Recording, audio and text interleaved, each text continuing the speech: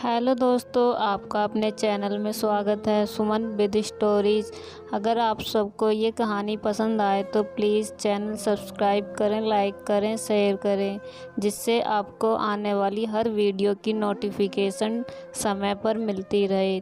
तो चलिए कहानी शुरू करते हैं। इस दुनिया में गरीब और लड़की होना एक अभिशाप जैसा है, और जवाब दिखने में अच्छे ना हो, पढ़ाई लिखाई में भी अच्छे ना हो, तब सोचिए कठिनाई का स्तर क्या होता होगा। मीना बचपन से ही पढ़ाई लिखाई में कमज़ोर थी। रंग भी उसका सांवला था और ना ही वो देखने में सुंदर थी। नाक नक्शा भी बाकी लड़कियों की अपेक्षा में इतना खास नहीं था। ऊपर से भगवान ने दांतों की बनावट भी टेढ़ी मेढ़ी दी थी। जब मीना छोटी थी तो बचपन में स्कूल के बच्चे उसे चिढ़ाते, बड़ी हुई तो गली मोहल्ले के लोग उसे देखकर मुंह फेर लिया करते। कोई भी उसका दोस्त बनने के लिए तैयार ना था।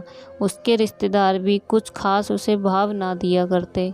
बस एक उसकी माँ ही थी, जिसे उसकी सूरत या लुक्स से कोई फ़र्क नहीं पड़ता। माँ मीना माँ से बेहद प्यार करते।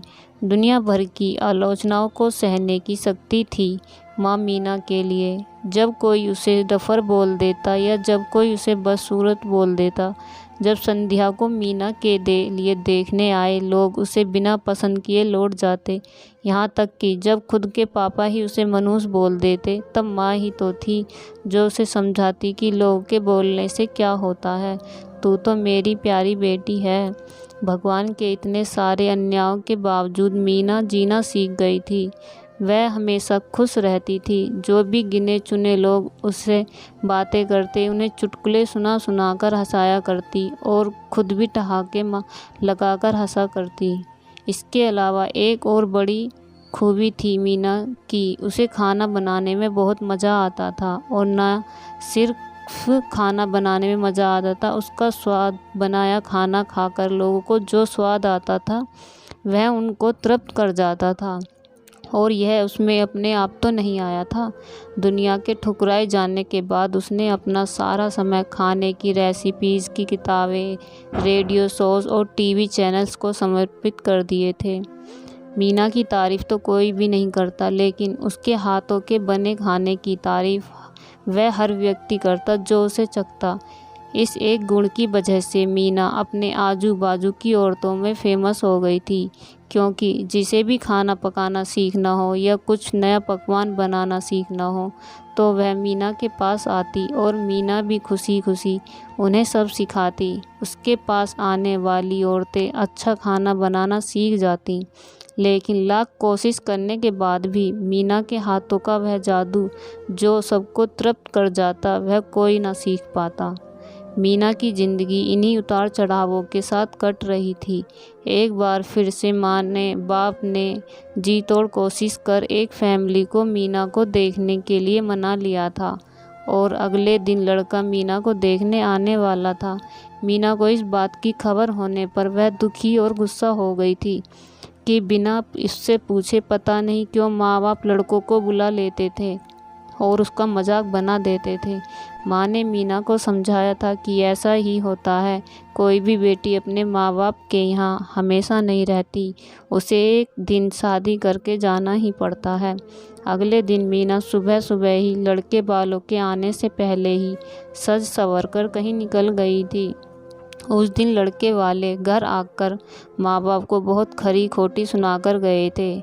वैसे भी पापा को मीना पर हमेशा की ही गुस्सा रहता था, लेकिन उसकी इस हरकत ने उनको गुस्से से पागल कर दिया और उस दिन पापा ने मीना का सारा गुस्सा माँ पर उतार दिया था, यह कहकर कि एक मनुष्य बेटी को जन्म देकर भी तुम्हारा मन नहीं भरा था, इसलिए उसको लाड़ प्यार देकर सर पर बिठा लिया है। हमेशा अपनी बेटी के बारे में गलत बोलने वालों से नाराज़ रहने वाली माँ आज खुद मीना से नाराज़ हो गई थी, और वह अब मीना के घर वापस आने की बेसब्री से राह देख रही थी ताकि अपना गुस्सा उस पर उतार सके। सूरज ढलने से पहले मीना घर लौट आई थी। उसके चेहरे पर एक अजीब सी खुशी थी। हाथों में एक चेक था और एक सर्टिफिकेट भी। मीना माँ से कुछ कहना चाहती थी, लेकिन इससे पहले कि मीना अपने मुंह से एक भी शब्द कह पाती, माँ ने उसे खरी खोटी सुनाना शुरू कर दिया।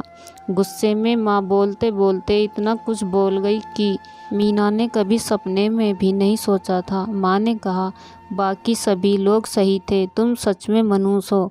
तुम्हारी वजह से हर कोई परेशान है। अच्छा होता जो तुम पैदा होते ही मर जाती, यह दिन ना देखना पड़ता हमें।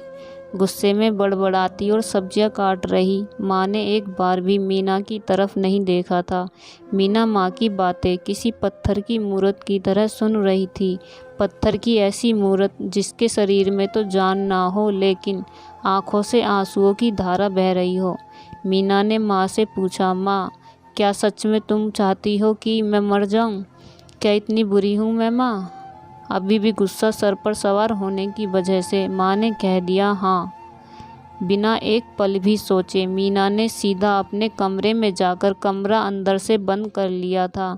1-2 मिनट बाद गुस्सा थोड़ा शांत होने पर माँ को अपनी गलती का एहसास हुआ तो मीना के रूम की तरफ गई। उन्हें पता चला कि मीना ने रूम को अंदर से बंद कर लिया है।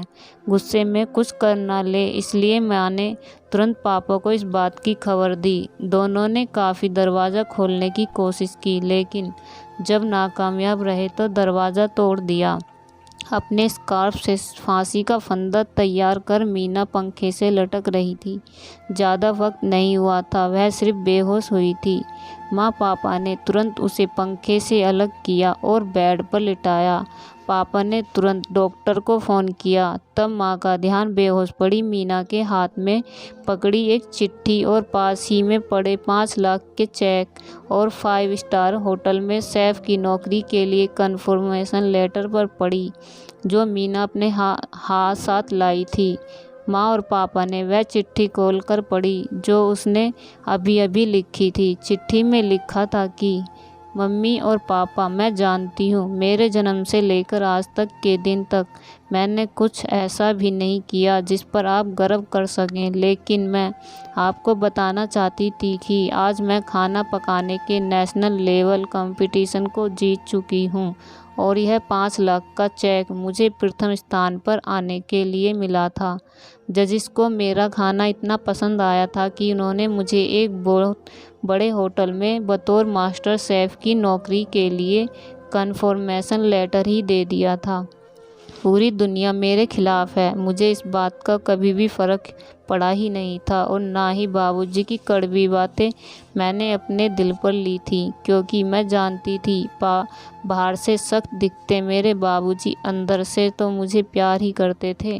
प्यार ना करते होते तो बिना मांगे मुझे कपड़े, मिठाइयाँ, पटाखे ये सब ना ला कर देते। माँ के प्यार का कोई क्या बयान कर सकता है। मेरी माँ मेरे लिए मेरी सारी दुनिया थी। जब माँ मेरे साथ होती तो मुझे किसी बात की परवाह ना होती थी।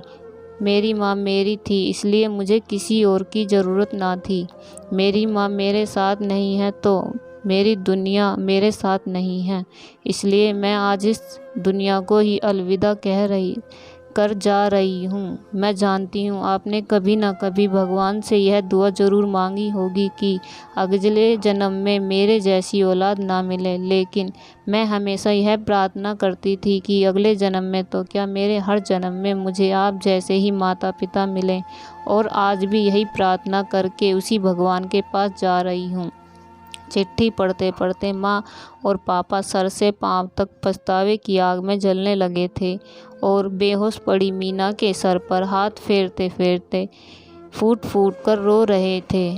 तो दोस्तों, यह कहानी आपके दिल को छू गई होगी। मैं उम्मीद करूँगी कि अब आप जाने अनजाने में भी किसी भी व्यक्ति का उसके रंग रूप की वजह से दिल नहीं दुखाएंगे। तो दोस्तों, आप लोगों को ये कहानी कैसी लगी? अगर पसंद आई हो तो प्लीज़ चैनल सब्सक्राइब करें, लाइक करें, शेयर करें